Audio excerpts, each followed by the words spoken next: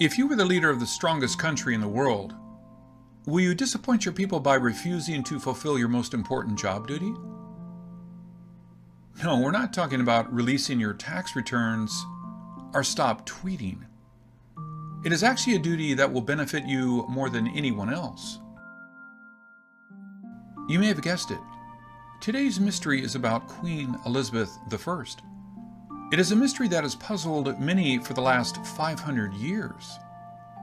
Why would a beautiful young woman refuse to fulfill her dynastic duty?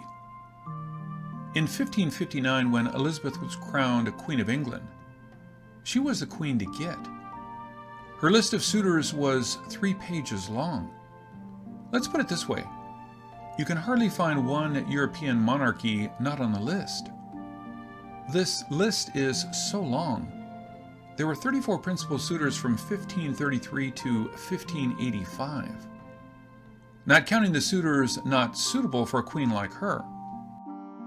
Unlike her poor cousin, Queen Mary of Scots, Queen Elizabeth could pretty much have any of these eligible bachelors.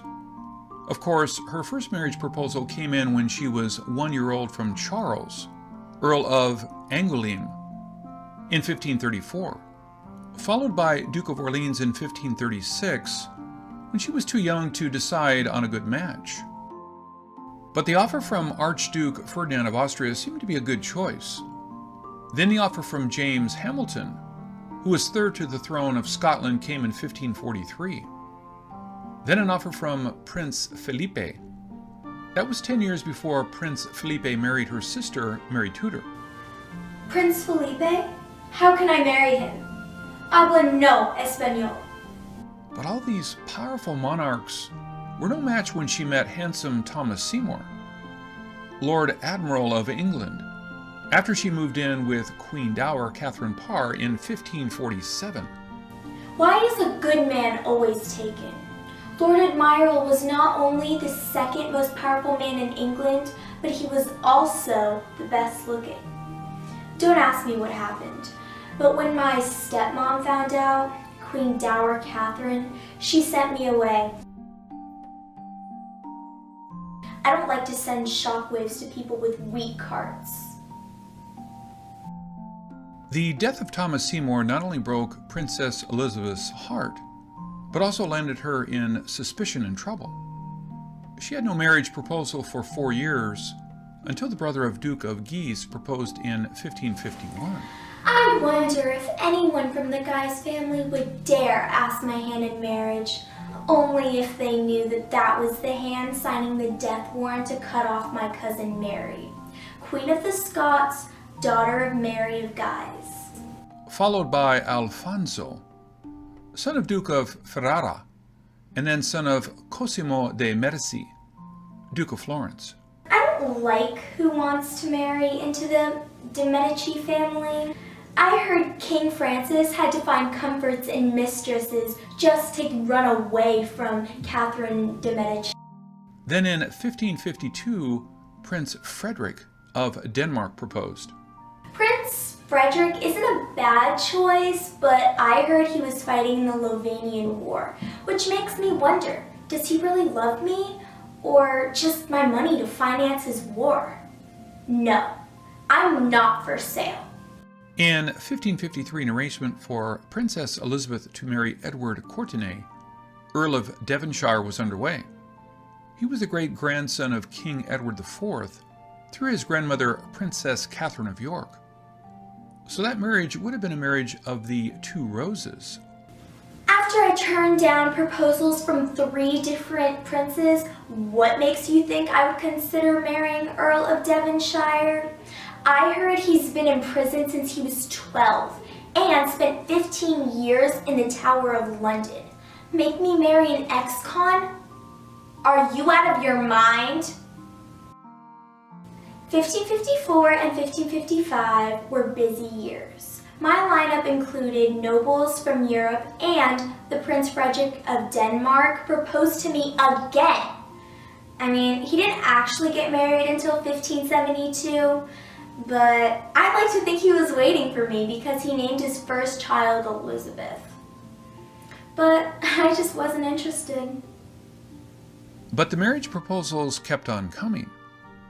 Henry Fitzalan, son of the Earl of Arundel, Duque de Segorbe, Archduke Ferdinand of Austria, and Prince Frederick of Denmark all proposed in 1554, and Christopher Zaringen, Margrave of Baden, Philibert Emanuel, Duke of Savoy all asked for her hand in 1555, while Prince Eric of Sweden and the King of Spain's heir apparent, Don Carlos, proposed in 1556.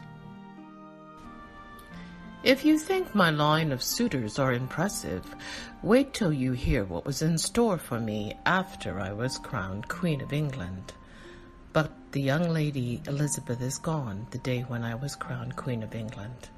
I can't imagine how anyone would love me for me. I can't trust anyone. I wanted to be loved, but my father threw me off court when he killed my mother. My brother, who was once close to me, took away my right to the crown. My sister Mary put me in the Tower of London when I committed no crime. How can I? How can I trust anyone? So the once gorgeous princess people adored turned to a cold old woman. Looking back, I can tell you how many men I turned down, but I can't tell you how many hearts I have torn up.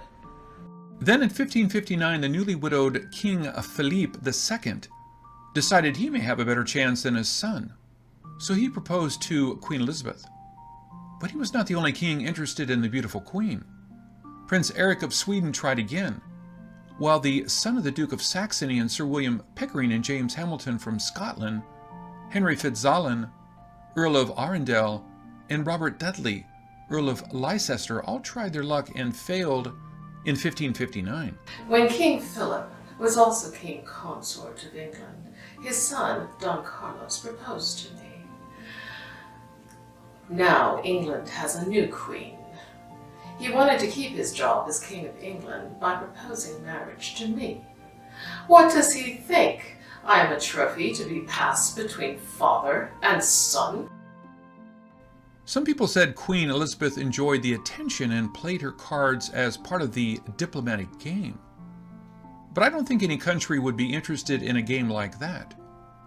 Other than Queen Elizabeth, most royals cared about their dynastic duty, which is to find a suitable wife and have healthy kids. Being considered a suitor was not an honor they liked to keep on playing year after year. So the only renewed proposal came in 1560 by Eric of Sweden, who was now King Eric XVI, and Adolphus of Gottorp, Duke of Holstein. But King Charles IX of France and his brother Henri de Valois, Duke of Anjou, also joined the race in 1560. I can't give my heart to anyone when I have already given my heart to handsome, charming, sweet Robert Dudley. As Queen of England, I can have any man I want, any available man. And that presents a big problem, because the man I really like, Robert Dudley, is already married. There were rumors about his dying wife, Amy Dudley, and the Queen's plan to marry Lord Robert when the wife is gone. And I don't know if he was responsible for pushing the stone, or if he just got lucky when his wife, Amy, fell down the stairs mysteriously. It was rumored that he was behind the death, but I cannot stain my reputation by being wife number 2. Other than Robert Dudley, the only other suitor was Archduke Charles of Austria in 1568, and Henry de Valois, Duke of Anjou in 1570. In 1578, my sweet Robert turned sour when he married Letitia Knowles, my childhood friend, without first seeking my permission. He thought I was old, no longer a crown jewel that men would die to get. But he is such a fool. for I charmed Duke of Anjou, and we were engaged that year. Like in the reality show Bachelorette, the beautiful girl can pick the man of her dreams from a full lineup of eligible bachelors. However, there is an end to the line no matter how many bachelors are waiting. In 1572, the 40-year-old queen found one suitor left, 18-year-old Francis, Duke of Anjou. Hercule Francois was the youngest son of Henry II of France and Catherine de Medici. Since Henry III of France had no heir at the time, he was heir to the throne of France. Despite the 22-year difference, he loved me very much. He could have had any woman in the world, but I was his only love. He died shortly after I broke off the engagement. I am very sorry that I broke his heart. As you can see in this picture, he was actually quite good looking. So good looking that I almost mistook him for another French leader who broke all the rules to marry his wife 24 years his senior. Just like the current French President Emmanuel Macron, the Duke of Anjou was quite rebellious.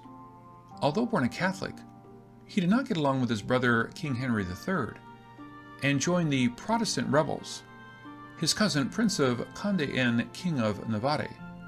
This forced his brother Henry to sign the Edict of Boulogne in 1576 without a fight. In 1579, when 24-year-old Duke of Anjou came to court with 45-year-old Queen Elizabeth, the two became very close. But the romance was not welcomed by the English people, who considered his Catholic faith a threat to England. But in 1578 and 1581, the Duke of Anjou became the protector to the Huguenots and a potential leader of the Dutch. English's virgin queen was close to losing her virginity to this French charm half her age. When Walsingham was sent to France in mid-1581 to discuss an Anglo-French alliance, it was almost a done deal.